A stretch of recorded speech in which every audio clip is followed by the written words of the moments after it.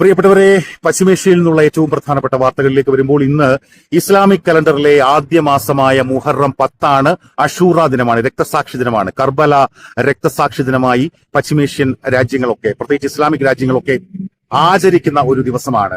ഏറ്റവും പ്രധാനമായി പറയേണ്ടി വരുന്നത് കഴിഞ്ഞ രാത്രിയിൽ, അതായത് ഇന്നലെ രാത്രിയിൽ ഈ രക്തസാക്ഷിത്വ ദിനാചരണത്തോട് അനുബന്ധിച്ച് ഇറാന്റെ പരമോന്നത നേതാവ് ആയത്തുള്ള അലി ഖമനേയി യുദ്ധത്തിന് ശേഷം ആദ്യമായി ഒരു പൊതുപരിപാടിയിൽ, ഒരു പൊതുചടങ്ങിൽ പങ്കെടുത്തു എന്നുള്ളതാണ്. അത് ടെഹ്റാനിലെ ഇമാം ഖൊമേനി ഹുസൈനിയ എന്ന ചത്തുരത്തിലാണ്. അവിടെയാണ് ആ പരിപാടി സംഘടിപ്പിക്കപ്പെട്ടത്. അതിൽ ആയത്തുള്ള ഖമേനി പങ്കെടുക്കുന്ന സമയത്ത് അദ്ദേഹത്തെ വരവേൽക്കാനായി, അദ്ദേഹത്തെ എതിരേൽക്കാനായി ജീവിതത്തിന്റെ നാനാതുറകളിലുള്ള, സമൂഹത്തിന്റെ നാനാതുറകളിലുള്ള മനുഷ്യർ അവിടെ ഒത്തുകൂടിയിരുന്നു. അവർ മുഴക്കിയ മുദ്രാവാക്യം ഞങ്ങളുടെ രക്തവും ജീവനും അങ്ങേക്കുള്ളതാണ്, അങ്ങയ്ക്ക് വേണ്ടി ഞങ്ങളുടെ ജീവൻ വരെ ത്യജിക്കാൻ തയ്യാറാണെന്ന മുദ്രാവാക്യങ്ങൾ മുഴക്കിക്കൊണ്ടാണ് യുദ്ധത്തിന് ശേഷമുള്ള ആദ്യത്തെ പൊതുപരിപാടിയിൽ ആയത്തുള്ള അലി ഖമനേയെ ഇറാൻ എതിരേറ്റത്.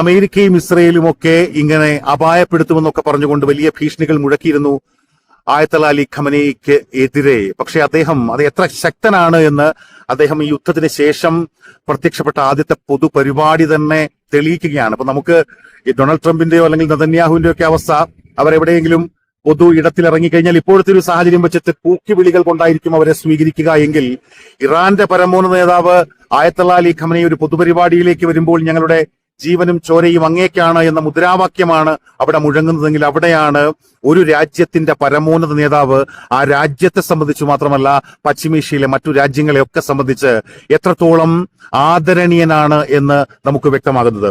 ഏറ്റവും പ്രധാനപ്പെട്ട മറ്റൊരു വാർത്ത ഈ മേഖലയിൽ നിന്ന് യമൻ ഇസ്രയേലിലേക്ക് വീണ്ടും നടത്തിയ ബാലിസ്റ്റിക് മിസൈൽ ആക്രമണമാണ്. യമൻ പറയുന്നത് അവരുടെ ഫലസ്തീൻ 2 എന്ന ബാലിസ്റ്റിക് മിസൈലാണ് ടെല്ലവീവിലെ ബെൻ ഗുരിയൻ വിമാനത്താവളത്തിലേക്ക് ഒരിക്കൽ കൂടി തൊടുത്തുവിട്ടത് എന്ന് അവരുടെ സൈനിക വക്താവ് ബ്രിഗേഡിയർ ജനറൽ യഹിയ സാരി പറയുന്നു. അദ്ദേഹം പറയുന്നു, ഇത് ഞങ്ങളുടെ ഡ്യൂട്ടിയാണ്, ദൗത്യമാണ് എന്ന നിലയിലാണ് ഈ പോരാട്ടം തങ്ങൾ തുടരുന്നത് എന്ന് യഹിയ സാരി പറയുന്നു. ദശലക്ഷക്കണക്കിന് മനുഷ്യരെ അവരുടെ അഭയകേന്ദ്രങ്ങളിലേക്ക് ഓടിച്ച ആക്രമണമാണ് തങ്ങൾ നടത്തിയത്. തങ്ങളുടെ ആക്രമണം ലക്ഷ്യം കണ്ടു.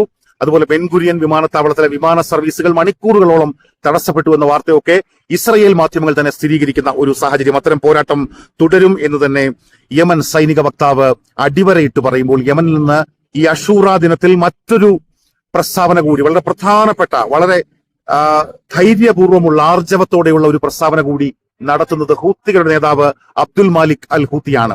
അദ്ദേഹം പറയുന്നത്, അമേരിക്കയും ഇസ്രയേലും ഗസയ്ക്ക് നേരെ നടത്തിക്കൊണ്ടിരിക്കുന്ന സമാനതകളില്ലാത്ത ക്രൂരതകളുടെ കാലത്ത് തങ്ങളുടെ ഉത്തരവാദിത്തം ഇരട്ടിയാവുകയാണ്. ഒരിക്കലും ഇമാം ഹുസൈൻ പ്രതിനിധാനം ചെയ്ത ഇസ്ലാം എന്ന് പറയുന്നത്, അല്ലെങ്കിൽ ഇമാം ഹുസൈന്റെ ഇസ്ലാം എന്ന് പറയുന്നത്, അത് സമാധാനത്തിന് വേണ്ടി വാദിക്കുകയും സമാധാനം കാംക്ഷിക്കുകയും ചെയ്യുന്ന മതമാണ്. പക്ഷെ അതൊരിക്കലും കീഴടങ്ങലിന്റെ മതമല്ല എന്നാണ് അബ്ദുൽ മാലിക് അൽ ഹൂത്തി പറയുന്നത്. ഒരിക്കലും ഇസ്ലാം കീഴടങ്ങാൻ പഠിപ്പിച്ചിട്ടില്ല.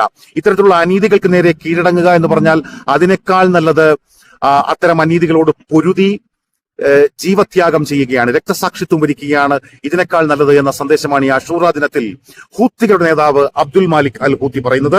അദ്ദേഹം പറയുന്നു, ഗസയിലെ ഞങ്ങളുടെ സഹോദരങ്ങൾക്ക് വേണ്ടി ചോര ചീന്താൻ ഞങ്ങൾ തയ്യാറാണ്. അതുപോലെ കഴിഞ്ഞ ദിവസം അവിടെ ഒരു മില്യൺ മാൻ ഡെമോൺസ്ട്രേഷൻ അവർ നടത്തിയിരുന്നു യമനിൽ. നമ്മൾ ഈ ബാക്കിയുള്ള രാജ്യങ്ങളെയൊക്കെ വച്ച് യമനെ താരതമ്യപ്പെടുത്താൻ പറ്റാത്തതിന്റെ കാരണം അതാണ്.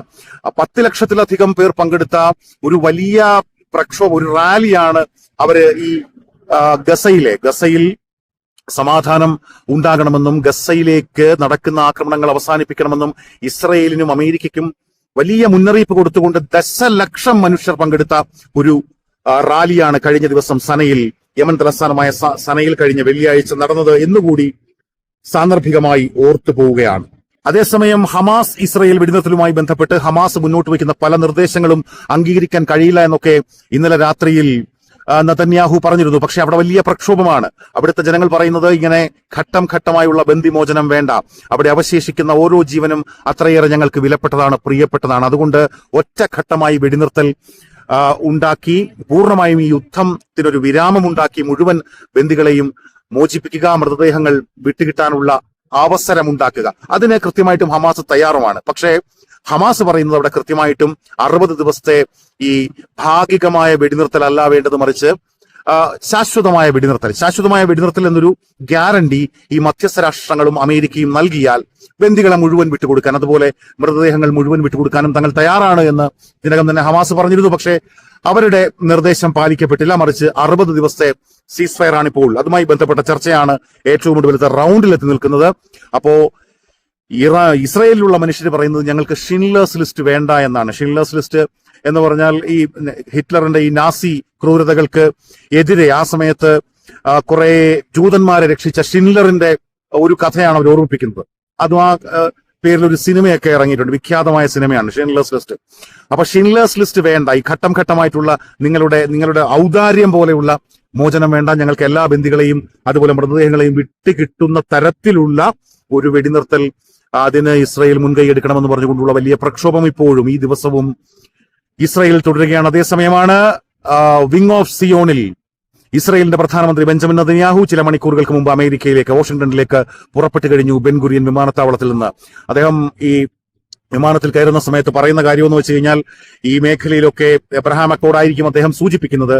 ഈ മേഖലയിലൊക്കെ സമാധാനത്തിന്റെ വലിയ കരാറുകൾ, അത്തരത്തിലുള്ള അക്കോർഡുകൾ കൊണ്ടുവരാൻ കഴിയും ഈ യാത്രയുമായി ബന്ധപ്പെടുന്നൊക്കെ അദ്ദേഹം പ്രതീക്ഷ പ്രകടിപ്പിക്കുന്നു. മുൻ നിശ്ചയിച്ചിരുന്നതിനും 3.5 മണിക്കൂർ മുൻപാണ് അദ്ദേഹം പുറപ്പെട്ടതെന്ന് കൂടി മാധ്യമങ്ങൾ റിപ്പോർട്ട് ചെയ്യുന്നുണ്ട്.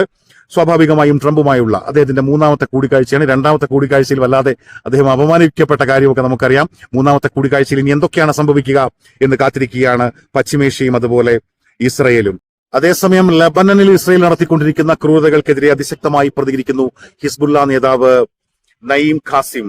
അദ്ദേഹം പറയുകയാണ്, കീഴടങ്ങിയില്ലെങ്കിൽ കൊല്ലുമെന്നാണെങ്കിൽ പൊരുതി മരിക്കാൻ ഞങ്ങൾ തയ്യാറാണ്, പക്ഷേ കീഴടങ്ങില്ല എന്നാണ്. സ്വാതന്ത്ര്യ പോരാട്ടം ഞങ്ങളുടെ ബാധ്യതയാണ് എന്ന് നയീം ഖാസിം പറയുന്നു. അത് ഉത്തരവാദിത്തമാണ് എന്ന് നയീം ഖാസിം പറയുന്നു. എത്ര ജീവൻ ബലി നൽകേണ്ടി വന്നാലും ഇസ്രയേലിനെതിരായി പോരാട്ടം തുടരുക തന്നെ ചെയ്യും എന്ന് ഈ അഷൂറ ദിനത്തിൽ നയീം ഖാസിം ഓർമ്മിപ്പിക്കുന്നു. അതേസമയം ഇന്ന് ഈ അഷൂറ ദിനവുമായി ബന്ധപ്പെട്ട് കർബല മുതൽ ഗസ വരെ ആ നിലയ്ക്ക് നന്മയും തിന്മയും തമ്മിലുള്ള പോരാട്ടം 1400 വർഷമായി തുടരുകയാണ് എന്നും ആത്യന്തികമായ വിജയം തിന്മയ്ക്കെതിരെ നന്മയ്ക്കായിരിക്കും എന്നുള്ള സന്ദേശമാണ് ഈ കർബല രക്തസാക്ഷിത്വ ദിനവും മുന്നോട്ട് വെക്കുന്നത് എന്നൊക്കെ പറഞ്ഞുകൊണ്ടുള്ള വിശകലനങ്ങൾ, അത്തരത്തിലുള്ള ലേഖനങ്ങളൊക്കെ പശ്ചിമേഷ്യൻ മാധ്യമങ്ങളിൽ പ്രത്യക്ഷപ്പെടുന്നു. ഗസയ്ക്ക് നേരെ ഉണ്ടാകുന്ന ഇന്നും തുടർന്നുകൊണ്ടിരിക്കുന്ന കൊടും ക്രൂരതകളെ കുറിച്ച് ഇതൊക്കെ പറയുമ്പോഴും ഈ മേഖലയിൽ എത്രത്തോളം ഇതുമായി ബന്ധപ്പെട്ട് ശക്തമായ ശബ്ദങ്ങൾ ഉണ്ടാകുന്നു എന്നുകൂടി നമുക്ക് ആലോചിക്കേണ്ടി വരുന്നുണ്ട്. ഒരു യമൻ അല്ലാതെ നേരിട്ട് ഈ ആക്രമണ മുഖത്തേക്ക് ഇറങ്ങാനോ, ഞങ്ങളുടെ സഹോദരങ്ങൾക്ക് വേണ്ടി ഞങ്ങൾ യുദ്ധം ചെയ്യും, അവരുടെ ജീവന് വേണ്ടി ഞങ്ങൾ ഈ പോർമുഖത്ത് നിലയുറപ്പിച്ചിരിക്കുന്നു എന്നൊക്കെ പറയാൻ മറ്റാർക്കെങ്കിലും കഴിയുന്നുണ്ടോ എന്നൊരു സംശയവുമുണ്ട്. അതേസമയം തന്നെ ഈ ഗസയിലെ ചില മാധ്യമങ്ങൾ, പലസ്തീനിലെ മാധ്യമങ്ങൾ പുറത്തുവിടുന്ന ചില വാർത്തകളുണ്ട്. അത് വളരെ സങ്കടകരമായ വാർത്തകളാണ്. പലപ്പോഴും ഈ പാശ്ചാത്യ മാധ്യമങ്ങളോ മുഖ്യധാരാ മാധ്യമങ്ങളോ ഒക്കെ ചർച്ച ചെയ്യാതെ പോകുന്ന അതിക്രൂരമായ സംഭവങ്ങൾ. അതിലൊന്നെന്ന് പറയുന്നത് അവരുടെ പലസ്തീനിലെ ഏറ്റവും പ്രായം കുറഞ്ഞ ബോക്സർ, വനിതാ ബോക്സർ, അവരുടെ ഒരു പ്രതീക്ഷയായിരുന്നു, ഭാവി പ്രതീക്ഷയായിരുന്നു. ആ ബോക്സർ കഴിഞ്ഞ ദിവസം നമ്മൾ റിപ്പോർട്ട് ചെയ്തിട്ടുണ്ട്. ഒരു കഫയിലേക്ക് നടന്ന ആക്രമണത്തിൽ ആ ബോക്സർ, അതുപോലെ അവിടുത്തെ ഒരു ഫോട്ടോ ജേർണലിസ്റ്റ്, വിഷ്വൽ ആർട്ടിസ്റ്റ്, ഒരു ഫുട്ബോളർ, അവരുടെ പലസ്തീൻ ദേശീയ ടീമിലെ അംഗമായ ഒരു ഫുട്ബോളർ, അവിടുത്തെ ഒരു ക്ലബിന്റെ ക്യാപ്റ്റനൊക്കെ ആയ ഒരു ഫുട്ബോളർ. അപ്പൊ ഇത്തരം വാർത്തകളൊന്നും പ്രധാനപ്പെട്ട മാധ്യമങ്ങളൊന്നും റിപ്പോർട്ട് ചെയ്യുന്നില്ല എന്നുള്ള നിലയിലുള്ള ചില നിരീക്ഷണങ്ങളൊക്കെ പലസ്തീനിൽ നിന്നുള്ള ചില മാധ്യമങ്ങൾ നടത്തുന്നുണ്ട്. മൊഹനാദ് ഫാദി അൽ ലിലി എന്ന് പറയുന്ന ഫുട്ബോളറെയാണ് കഴിഞ്ഞ ദിവസം അവർക്ക് നഷ്ടപ്പെട്ടത്. അത് പലസ്തീൻ നാഷണൽ പ്ലെയർ ആണ്. അതുപോലെ അൽ മഗാസി സർവീസ് ക്ലബിന്റെ ക്യാപ്റ്റനാണ്. കഴിഞ്ഞ ദിവസം ഈ സ്ഫോടനം നടന്നത് പടിഞ്ഞാറൻ ഗസയിലെ ബക്ക കഫ എന്ന് പറയുന്ന കഫയിലേക്ക്, അവിടെ ഒരു ബർത്ത്ഡേ പാർട്ടിയൊക്കെ നടന്നുകൊണ്ടിരിക്കുകയായിരുന്നു. അവിടേക്ക് നടന്ന ആക്രമണത്തിലാണ് നിരവധി പെൺകുട്ടികൾ, സ്ത്രീകളും കുഞ്ഞുങ്ങളും ഒക്കെ അടക്കമുള്ള ഒത്തിരി പേർ, 30-ലധികം പേർ അവിടെ കൊല്ലപ്പെട്ടത്. ഇന്നും ഇപ്പോൾ 5 ഒരു കുടുംബത്തിലെ മാത്രം 5 പേർ കൊല്ലപ്പെട്ടിരിക്കുന്നതിൽ 4 പേർ കുട്ടികളാണ് എന്നൊക്കെയുള്ള വാർത്തകൾ പുറത്തുവരുന്ന ദിവസമാണ്. ഈ രക്തസാക്ഷിത്വ ദിനത്തിലും അങ്ങനെ കുഞ്ഞുങ്ങൾ രക്തസാക്ഷികളാകുന്നു. ഈ രക്തസാക്ഷിത്വ ദിനവുമായി ബന്ധപ്പെട്ട് ഇമാം ഹുസൈന്റെ ഏറ്റവും ചെറിയ കുട്ടി 6 മാസം പ്രായമുള്ള കുരുന്നുവരെ കൊല്ലപ്പെട്ട ഒരു സംഭവമാണ് 1400 വർഷങ്ങൾക്ക് മുമ്പ് ഈ കർബല രക്തസാക്ഷിത്വ ദിനത്തിൽ ഉണ്ടായത്. അപ്പൊ അതിനെ അനുസ്മരിപ്പിക്കുന്ന തരത്തിലുള്ള കശാപ്പ് ഇന്നും ഗസയിൽ നടക്കുന്നു എന്ന ഏറ്റവും സങ്കടകരമായ വാർത്ത. അതേസമയം ഹമാസ് പുറത്തുവിടുന്ന ചില ദൃശ്യങ്ങൾ, അത് ഖസം ഖുദ്സ് ബ്രിഗേഡിന്റെ പോരാട്ടം, അവർ ഇസ്രായേൽ സേനയ്ക്കെതിരെ നിരന്തരമായി നടത്തിക്കൊണ്ടിരിക്കുന്ന പോരാട്ടത്തെക്കുറിച്ചുള്ള ചില ദൃശ്യങ്ങളൊക്കെ അവർ പുറത്തുവിടുന്നുണ്ട്. ഇസ്രായേൽ സേന തന്നെ പുറത്തുവിട്ട ചില ദൃശ്യങ്ങളൊക്കെ നമ്മൾ ഞെട്ടിപ്പോയിട്ടുണ്ട്. കാര്യം ഈ വളരെ ലളിതമായ പരിപാടികളാണ് കാണിക്കുന്നത്. ഇവരുടെ വലിയ ടാങ്കറും അത്തരം വലിയ മെർക്കാവ ടാങ്കറുകളിലേക്കൊക്കെ നിരവധി സൈനികരൊക്കെ ആ ടാങ്കറുകളുമായി ബന്ധപ്പെട്ട് നിൽക്കുമ്പോൾ തന്നെയാണ് അതിനിടയിലേക്ക് വന്ന് ചെറിയ സ്ഫോടക വസ്തുക്കൾ ഘടിപ്പിച്ചിട്ട് ഓടിപ്പോകുന്ന ഹമാസിന്റെ പോരാളികളെ, ഹമാസിന്റെ സൈനികരെ നമ്മൾ കാണുന്നത്. അപ്പൊ അങ്ങനെയൊക്കെയാണ് ഈ യുദ്ധമുഖത്ത് മരിക്കാൻ തയ്യാറാണ് ഞങ്ങൾ, കീഴടങ്ങുന്നതിനേക്കാൾ നല്ലത് മരണമാണ് എന്ന് പറഞ്ഞുകൊണ്ട് യുദ്ധമുഖത്ത് നിൽക്കുകയാണ് കർബല രക്തസാക്ഷിത്വ ദിനത്തിലും ഈ മേഖലയിൽ. ഗസയിലടക്കം ഗസയിലെ പോരാളികൾ, അതുപോലെ ഹിസ്ബുള്ള അത് ഓർമ്മിപ്പിക്കുന്നു, ഹൂത്തികൾ ഓർമ്മിപ്പിക്കുന്നു. അതായത് ഈ മതവും ഈ സംസ്കാരവും ഒക്കെ പഠിപ്പിച്ചത് കീഴടങ്ങാനല്ല, സമാധാനം, അതിനുള്ള വഴികൾ തുറക്കുക എന്നുള്ളത് ശരിയാണ്. പക്ഷെ ഒരിക്കലും കീഴടങ്ങാൻ ഞങ്ങൾ ഞങ്ങളെ പഠിപ്പിച്ചിട്ടില്ല. അതൊരു കുറ്റകൃത്യമാണെന്ന് ഞങ്ങൾ കരുതുന്നു. അതുകൊണ്ട് അധിനിവേശ ശക്തികളുടെ ക്രൂരതകൾക്കും അവരുടെ കുറ്റകൃത്യങ്ങൾക്കുമെതിരായ പോരാട്ടം കൃത്യമായി ഞങ്ങൾ തുടരും എന്ന് അടിവരയിടുകയാണ് ഈ രക്തസാക്ഷിത്വ ദിനത്തിൽ ഹമാസും ഹിസ്ബുള്ളയും ഹൂത്തികളും ഇറാനും ഒക്കെ. അതായത് പ്രതിരോധത്തിന്റെ ഈ അച്ചുതണ്ട് ഒരിക്കൽ കൂടി.